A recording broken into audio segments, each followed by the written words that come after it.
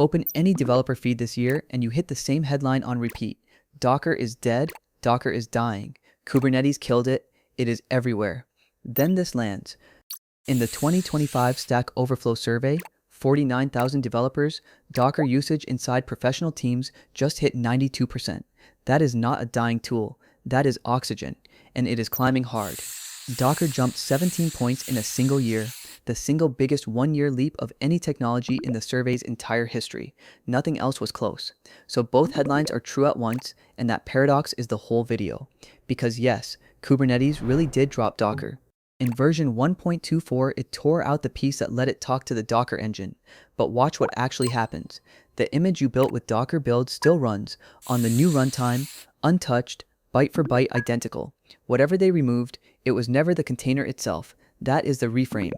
Docker did not die. Docker split apart into an open standard the entire world now runs, and a background daemon that almost nobody actually needed.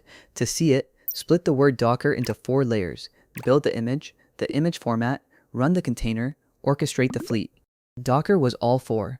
Now it owns the 2 you touch every day. And the rivals everyone waves around, Podman, Containered, Buildah, never replace the container. Every one of them runs the exact same Docker-built image, same format, different engine. Meanwhile, while the internet wrote the obituary, Docker quietly walked up the stack, straight into AI. Local models, agent tools, hardened images. It had already left the runtime fight. So here's the map. What actually died, what actually won, and why, in 2025, adoption went vertical.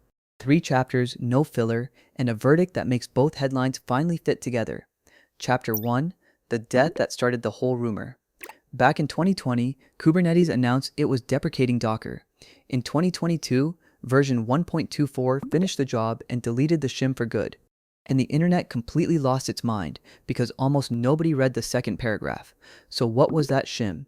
Kubernetes talks to every container runtime through one clean standard socket called the CRI, the Container Runtime Interface. Docker's engine never spoke CRI. So Kubernetes had to keep a little translator, the dockershim, alive just to babysit Docker specifically. And that engine was the actual weak point. One giant background daemon, running as root, doing everything at once, build, run, network, storage. If it crashed, every container on the box went down with it. On a 1,000-node cluster, that is a fat single point of failure and a security surface no platform team ever wanted to defend. So Kubernetes cut out the middleman and talked straight to Containered, the lean runtime sitting right underneath. And here's the punchline nobody tweeted. Containered is Docker's own runtime. Docker built it, then donated it to the community. Kubernetes kept Docker's engine and dropped only the wrapper. But the headline just said Kubernetes is deprecating Docker, and a million people read it, as your images are worthless now. They were not. Kubernetes said it in plain text. Every image you built keeps working, exactly the same on every compliant runtime, and that points straight at the real future. The root daemon is the part that is quietly dying. Rootless, daemonless containers are winning simply because they are safer. Losing the daemon was never a wound. For most clusters, it was the entire point. Which brings us to Chapter 2, the part that actually won. Years ago, Docker took its image format and its runtime spec and gave them away to an open standard called the OCI, the Open Container Initiative.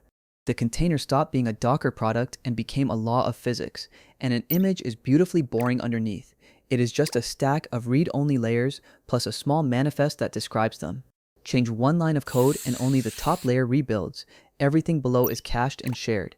Push it to any registry, Docker Hub, GitHub, your own cloud, and anything that speaks OCI can pull it and run it, no questions asked. That is why one image just runs everywhere.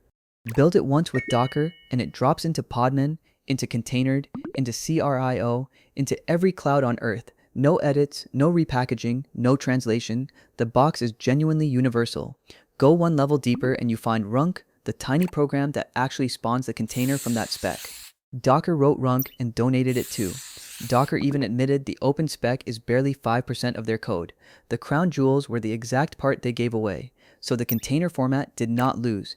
It won so completely that it vanished into the background. The question stopped being, should we use containers? Now it is only which runtime should run them. That is a total victory dressed up as a funeral, and that splits the world cleanly. Docker owns build and local development, where you live all day long. Containered and runc own the runtime. Kubernetes owns the fleet. Nobody killed anybody. They simply stacked into layers. Chapter 3 of the death myth, the challengers. Podman is the loud one. Same commands you already know, but with no always-on daemon and no root user. For security teams, that is exactly the upgrade they had spent years begging for. And behind Podman sits a whole toolbox. Buildah just builds images. Containered and CRIO just run them. nerdctl and orbstack hand you back the desktop feel. Each one does a single clean slice of what Docker used to do entirely alone. Here is the kicker. Most of them are drop-in. People literally alias Docker to Podman and never change a single command, because underneath they are all reading and writing the same OCI standard. Swapping engines is a one-line change. Even WebAssembly, the supposed next Docker killer, is not really a killer. It is smaller and faster for a slice of workloads, but it plugs into the same registries and the same tooling. It extends the container world. It does not bury it. So Docker versus Podman was never a deathmatch. It is a menu. Same container, pick your engine. Real competition on the runtime, while Docker's actual product had already quietly moved somewhere else entirely. Now the real question. If the daemon lost, why did adoption explode? Start with AI.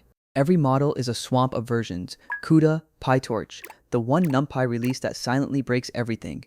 A container freezes that swamp, so the model runs identically on every machine, every single time. Then microservices went fully mainstream. 68% of IT organizations now ship them, versus just 31% everywhere else. When one product is 40 tiny services, containers stop being a nice option and become the only sane way to ship anything at all. Then the money started talking. Forrester measured Docker inside real enterprises, 66% lower infrastructure cost, 43% higher developer productivity, 3 months faster to market. Containers pack more work onto the same hardware and kill the works on my machine bug. That is not a preference anymore. That is a budget mandate written in bold. Then the analysts piled on. Gartner expects over 95% of new digital workloads to run cloud native by the end of 2025, up from just 30% back in 2021. Containerized is not a trend anymore. It is simply the default now. And this is not theory. Tesla runs containerized models for autonomous driving. Netflix wraps its personalization in them. The BBC containerized its processing pipelines. GE appliances hit far higher density than plain virtual machines. The software you use every day rides on this, and that 92% hides the best part. Inside tech, Docker is basically everyone. Across all industries combined, it is still only around 30%. Every bank, hospital, and factory still modernizing is a new container shop waiting to happen. That gap is not weakness, it is the runway, and this surge is nowhere near finished, which is exactly why Docker stopped fighting for the runtime and climbed instead. Its new home is the single messiest problem in software right now, getting AI to actually run, reliably and locally, on your own machine. Meet Docker Model Runner. One line, Docker Model Run, and a full local language model is pulled, served, and answering your code through a normal endpoint. The exact same muscle memory that shipped web apps now ships models. Then Docker grabbed MCP, the protocol that lets AI agents call real tools. Its MCP catalog packages each tool server as a container, so an agent gets sandboxed, one command superpowers, instead of a pile of sketchy scripts and wide-open ports. The same isolation that made deploys safe now makes agents safe. And remember the security gripe about that root daemon? Docker's answer is hardened images, stripped down, minimal base images with almost nothing left inside to attack. The old criticism met head-on at the exact layer that actually matters, so the new Docker is not your cluster's runtime, and it stopped pretending to be. It is where you build, where you test locally, and now where you run AI. It gave away the plumbing on purpose and kept the entire workflow. Now the honest part, because this channel does not sell hype. Do you even need Docker Desktop? Often, no.